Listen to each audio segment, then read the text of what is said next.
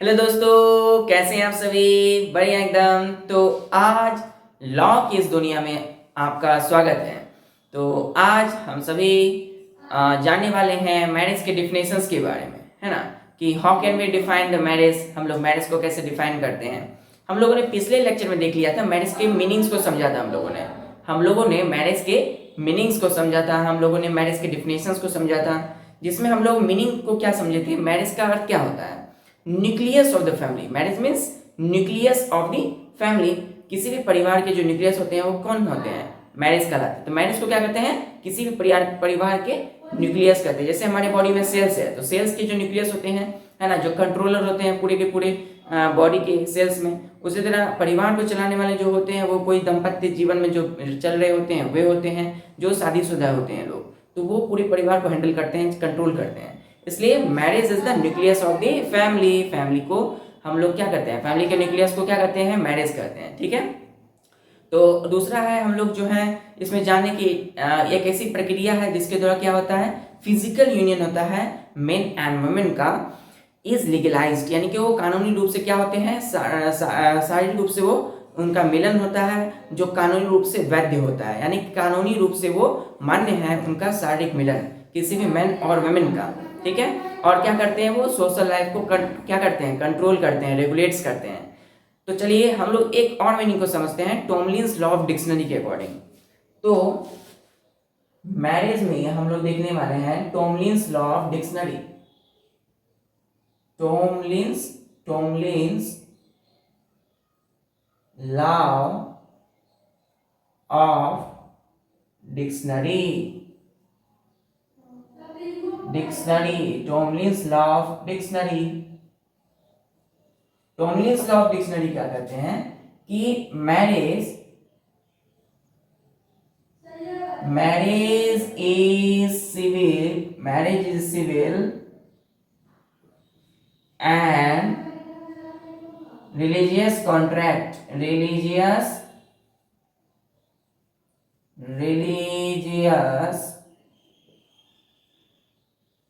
Contract.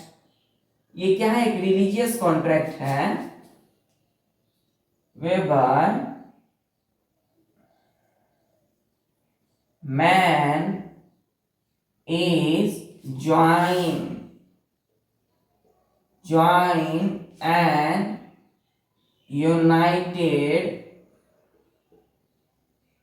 united to women,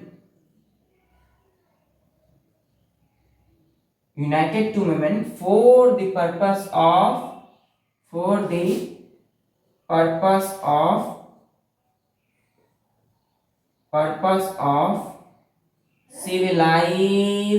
civilized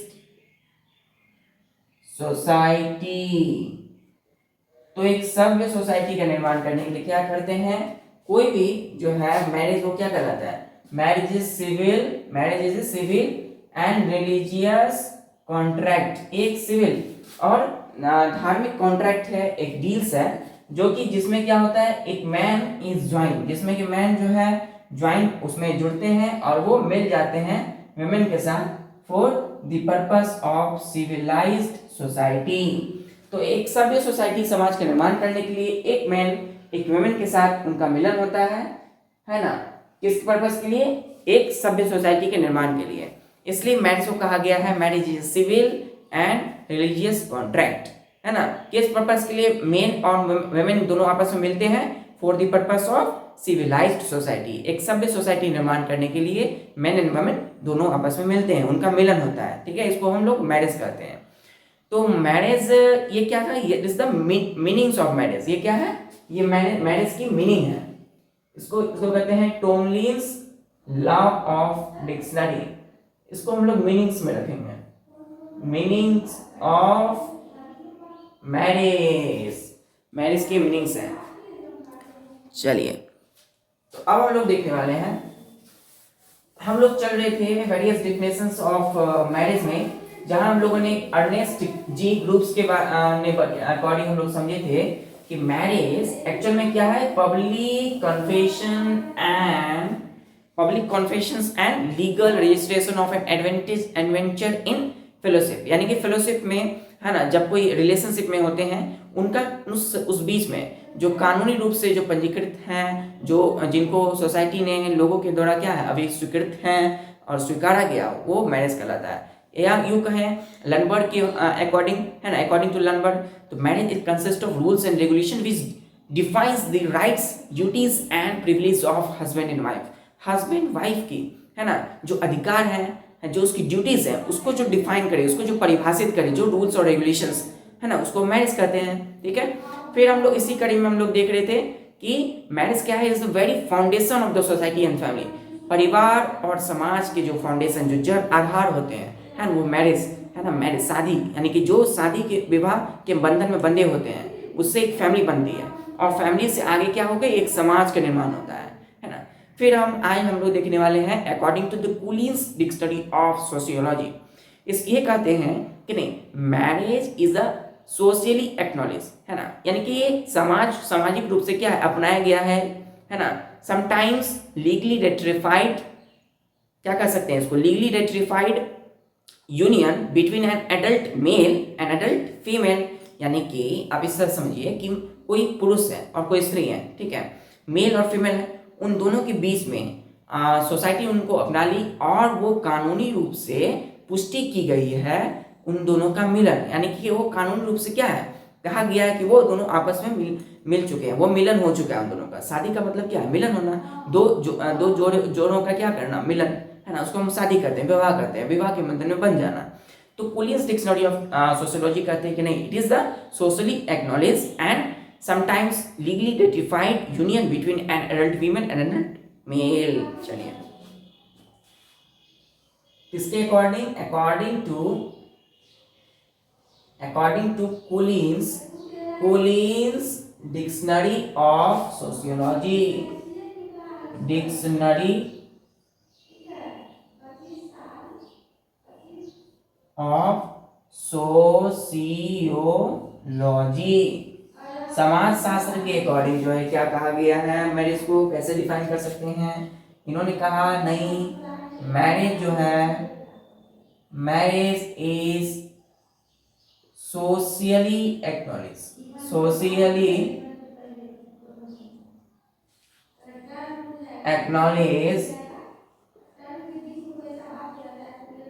and sometimes legally ratified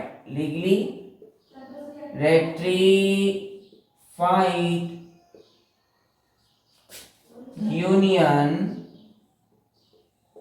between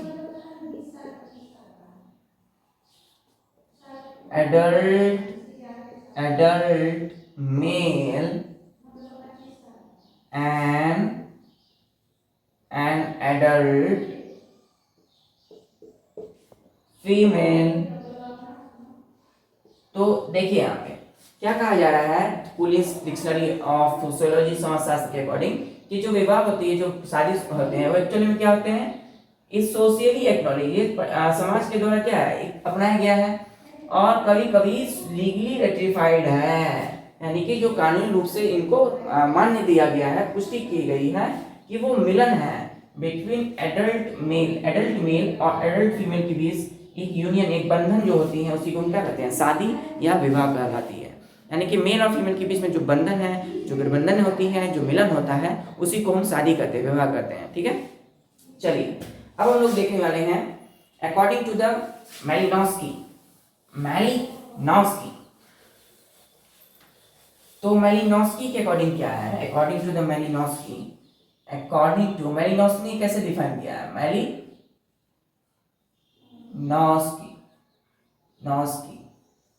तो Malinowski define करते हैं कि नहीं, मैरिज एक तरह क्या है, मैरिज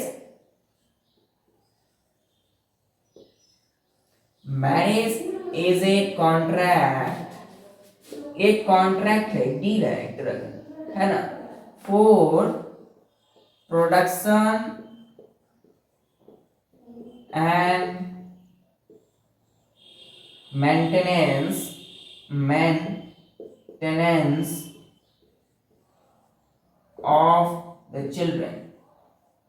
of the चिल्ड्रेन। तो देखिए ये क्या है एक्चुअल में, मालिनोव्स्की ने कहा कि नहीं, मैरिज जो होती है, जो विवाह होती है, वो एक्चुअली में एक कॉन्ट्रैक्ट है, एक डील्स है ना।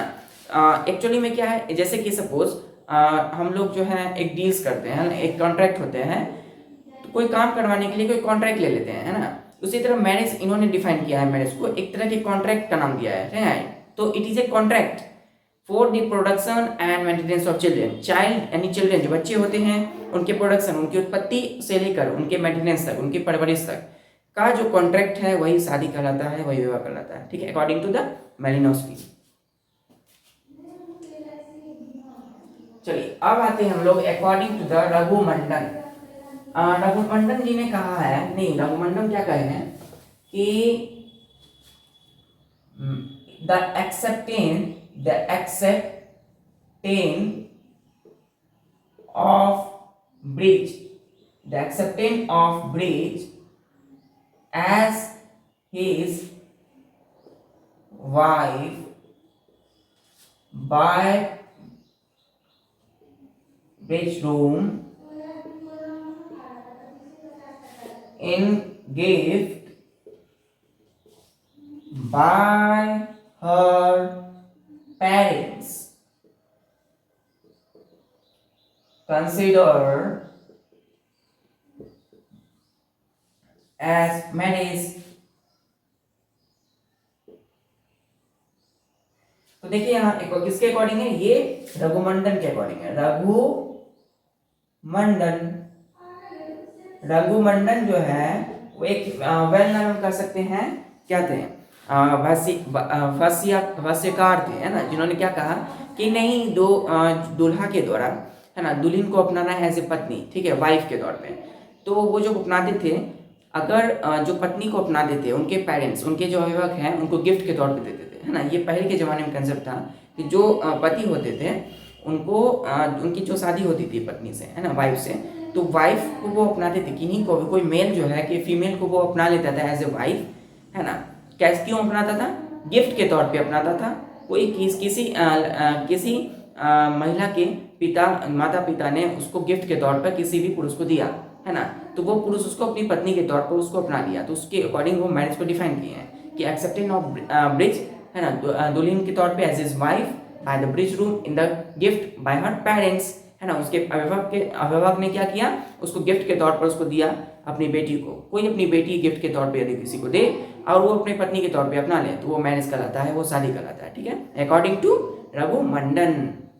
चलिए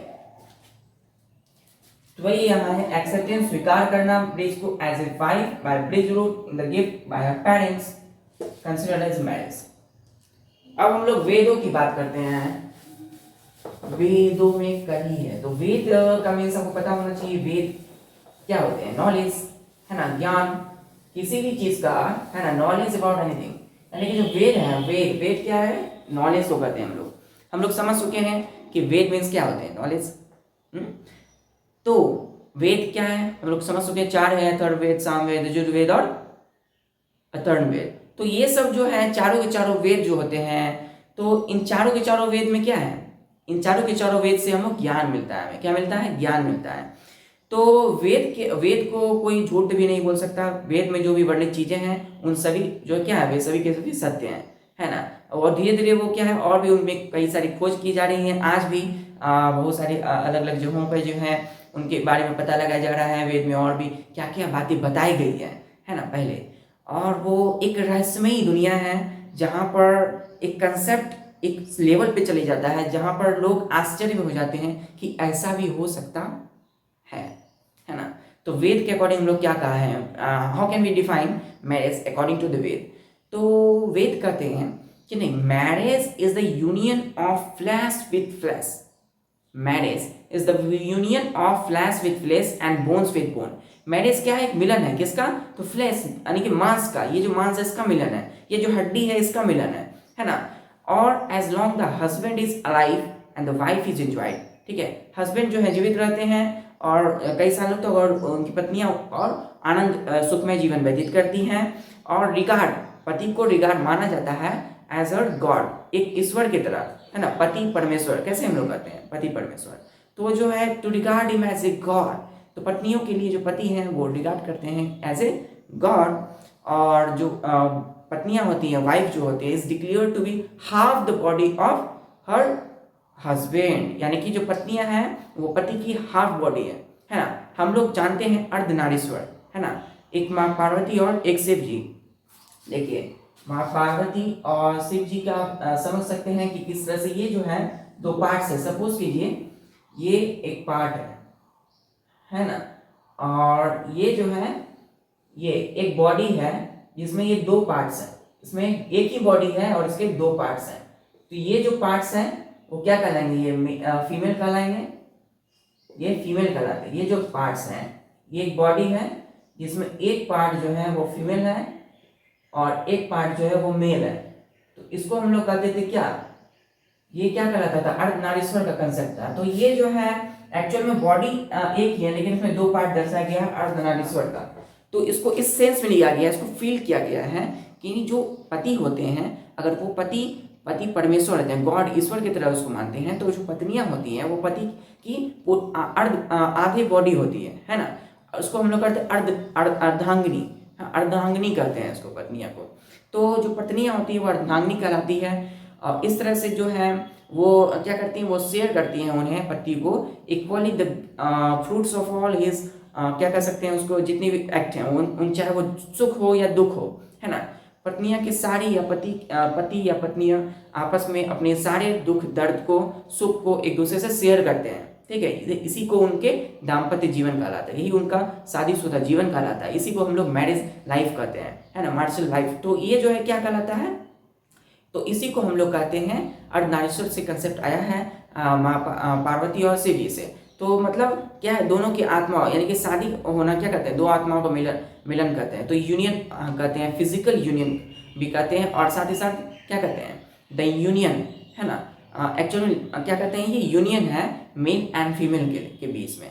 तो इस तरह से ये कंसेप्ट आया है, इसके अकॉर्डिंग वेद, यानी वेदों ने कहा है कि नहीं, marriage is the union of flash with flash, body की जो मांस है उसका मिलन, बॉडी की जो हड्डी है उसका मिलन होता है। तो ये बोन्स विद बोन्स एक अलग ही कंसेप्ट है। चलिए देखते हैं, तो वेद के अकॉर्डिंग क्या जानते हैं हम लोग, according to the Veda, according to Veda,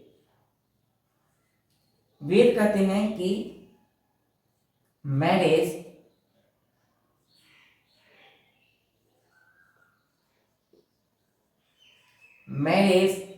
is the union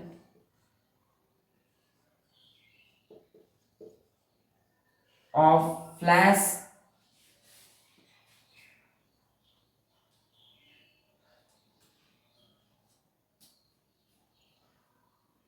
marriage,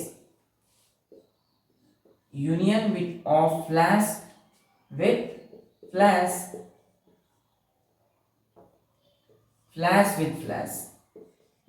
तो ये क्या है, marriage is the union of flash with flash and bones with bones, हड्डियों का मिलन है, जो उनकी जो कहते हैं ना, जो स्किन है उनका मिलन है। तो मैरिज ये शादी में सारा कंसेप्ट आ जाता है वेदों के according.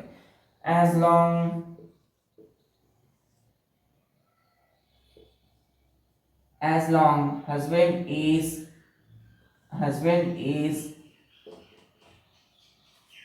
regarded as her god and wife is half the body of her husband, इसको हम लोग क्या कहते हैं, अर्धांगिनी, अर्धांगिनी। चलिए, तो इस तरह से हम लोग देख सकते हैं कि एक्चुअली में मैरिज इज द यूनियन, मिलन है flash with flash, flash term है मीट से, है ना, मीट से आता है, एंड बोन्स विद बोन्स से, है ना, हड्डी का मिलन। As long the husband is regarded to be her god, उसको पति परमेश्वर का दर्जा दिया गया है, गॉड का दर्जा दिया गया है, एंड वाइफ जो होती है वो उसकी हाफ बॉडी होती है हस्बैंड की, ठीक है। चलिए अब हम लोग देखने वाले हैं को कौन कौन से ऑब्जेक्टिव है ना, मैरिज के कुछ लक्ष्य होते हैं, कुछ विषय होते हैं। तो according to the Mitakshara school जो कि डील्स करते थे all the titles of the law, जो कि मिताक्षरा स्कूल हम जानते हैं बनारस और बंगाल को छोड़ करके, बंगाल और असम को छोड़ करके बाकी इंडिया में all over the India famous है वो Mitakshara school. Actually Hindu law में दो ही स्कूल है, मिताक्षरा और दयाभाग। मिताक्षरा स्कूल जो कि ऑल ओवर इंडिया में फेमस है और हम दयाभाग स्कूल बंगाल और असम में फेमस है। मिताक्षरा स्कूल के according marriage has 3 objects. First object is धर्म समाप्ति, सेकेंड प्रजा समाप्ति और थर्ड है रति सुखम। ठीक है, धर्म समाप्ति का मीन्स क्या होता है, एक्चुअल में जो मेन ऑब्जेक्ट होता है मैरिज का वो धर्म होता है एज पर गॉड वेद। तो वेदों के अनुसार क्या है, जो मेन जो मैरिज का जो लक्ष्य है एक्चुअली में टारगेट जो होता है वो धर्म होता है। धर्म कर्म में आपको पता होना चाहिए शादी के बाद लोगों को धर्म कर्म में ज़्यादा आस्थाएं हो जाती है, लोग ज़्यादा पूजा पाठ करते हैं और वो और जो है विश्वास रखते हैं, ईश्वर में ज़्यादा विश्वास करने लगते हैं। ऐसा करना यहाँ हमारे शास्त्रों में बताया गया है और हमारा वेद ये कहता है। ठीक है, तो फिर है कि the highest act of the धर्म का जो हाईएस्ट जो वर्क होता है वो लाइज करता है इन द परफॉर्मेंस ऑफ यज्ञ और सेक्रीफाइसेस। यज्ञों में आप देखते होंगे जो पूजा पाठ होती हैं वो अक्सर जो है जो शादीशुदा लोग होते हैं उनमें शादीशुदा लोग जरूर उस पूजा पाठ में यज्ञ में सम्मिलित होते हैं, है ना, और उस पूजा पाठ को करते हैं। तो यज्ञों में सेक्रीफाइसेस में, लेकिन बट शास्त्र ने अलाउ नहीं किया है वाइफलेस मैन को परफॉर्मिंग यज्ञ और सेक्रीफाइस और any anniversary of the ancestor. यानी कि कोई भी वाइफलेस मैन हो, वो जो होते हैं वाइफलेस मैन जो होते हैं उनको शास्त्र ने आज्ञा नहीं दी है, परमिट नहीं किया है कि वो किसी भी तरह के यज्ञ को आयोजित करे या किसी भी पूर्वजों की एनिवर्सरी को सेलिब्रेट करे। ठीक है, there must be a wife for honouring the guest. यानी कि आपको पता होना चाहिए अतिथि देवो भव, है ना। अतिथि देवो भव का कंसेप्ट हम लोग समझते हैं कि नहीं, जो हमारे जो गेस्ट हैं, हमारे जो ये आगंतुक है उनका सम्मान करने का। तो ये जो परंपराएं हो चली आ रही है तो इसके लिए भी पत्नियां होनी चाहिए फॉर ऑनरिंग द गेस्ट। आपको पता होना चाहिए बाहर से जो कोई गेस्ट आते हैं तो घर पे जो है जो वाइफ होते हैं, जो पत्नियां होती है, जो माँ होती है बाहर, वो क्या करते हैं, वो एक्चुअली में उनके आदर सम्मान में लगे रहते हैं, है ना। उनके लिए खाना बनाना, उनके लिए चाय बनाना और उनके लिए सारी चीज़ व्यवस्थाएं जो है करना। तो जैसे ही कोई भी पुरुष यानी कि अगर कोई भी पति के गेस्ट आते हैं तो पत्नियां घर में जा करके अपने उनके लिए सारे व्यवस्थाएं करती हैं, उनके खाना से लेकर के चाय पानी सारा चीज़ उनके लिए आयोजित करती है। तो ये जो है क्या है, एक भाव है, एक सम्मान का भाव है अपने आगंतुकों के लिए, अपने जो है बाहर से आए हुए अतिथि के लिए, है ना। इसको कहते हैं ऑनरिंग द गेस्ट। तो there must be a wife for honouring the guest, है ना, गेस्ट को सम्मान देने के लिए। Which regarded as the lines god lines, जो कि देव भक्ति ईश्वर भक्ति जो करते हैं हम लोग उसी का एक माध्यम है। यानी कि हम लोग जो पूजा पाठ करते हैं, ईश्वर भक्ति करते हैं, अगर हम अपने क्या कर अतिथि का भी सम्मान करें तो वो भी ईश्वर भक्ति के ही समान है। ठीक है, चलिए तो हम लोग देखते हैं 3 मेन ऑब्जेक्ट्स।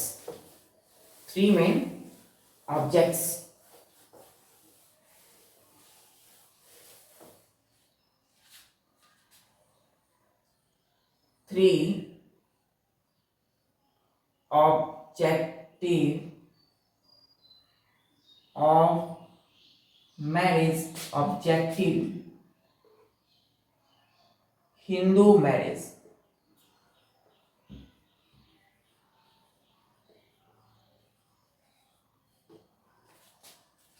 थ्री ऑब्जेक्ट्स क्या है, according to Mitakshara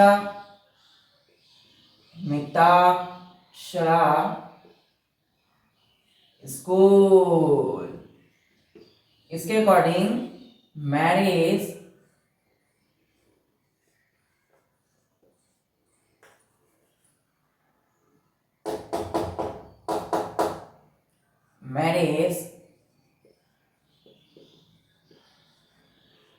has 3 objects। पहला ऑब्जेक्ट क्या है, धर्म समाप्ति,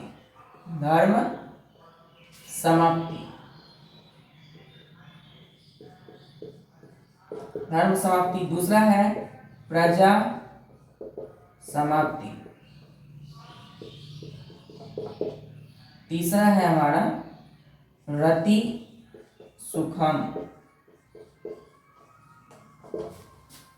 तो 3 ऑब्जेक्ट्स है हिंदू मैरिज के। हिंदू जो विवाह होते हैं उसके 3 ऑब्जेक्ट हैं, 3 लक्ष्य हैं, तीन जो है उनके काम होते हैं। मैरिज शादी जो होती है उसके बाद 3 काम होते हैं। उसमें पहला है धर्म समाप्ति, प्रजा समाप्ति, रति सुखम। चलिए, धर्म समाप्ति तो हम लोग समझ गए कि नहीं, धर्म यज्ञ करना है, पूजा पाठ करना है, अतिथि का सम्मान करना है, वही ईश्वर भक्ति कहलाता है। प्रजा समाप्ति में क्या है, बेटा कहा जाता था पुराने समय के अनुसार कि लोग बेटे होने के लिए जो है कई यज्ञ कराते थे, कई हवन कराते थे, पूजा पाठ कराते थे ताकि उनको क्या हो, बेटा हो।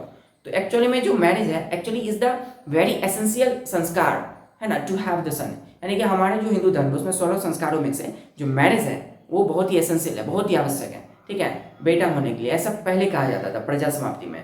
तो बेटा होने के लिए जो 16 संस्कार है उसमें से जो मैरिज है बहुत आवश्यक है, और इसके लिए लोग यज्ञ कराते थे, फुलफिल करते थे देयर नीड्स को। और तीसरा हमारा ऑब्जेक्ट रहता है रति सुखम, है ना, जिसको हम सेक्सुअल एंजॉयमेंट करते हैं, प्लेजर ऑफ सेक्सुअल एंजॉयमेंट। रति सुखम मतलब यही है कि अपना स्पीसीज को अपने आगे बढ़ाना। हम लोग बायोलॉजिकल टर्म में समझते हैं, it is the biological necessity, है ना, ये बायोलॉजिकल नेसेसिटी है, बायोलॉजिकल आवश्यक चीज़ें हैं। रति सुखम का तात्पर्य है कि अपनी स्पीसीज को आगे बढ़ाना, अपनी जो वंश है उसको आगे बढ़ाना। तो इसको कहते हैं the pleasure of sexual enjoyment करना, है ना।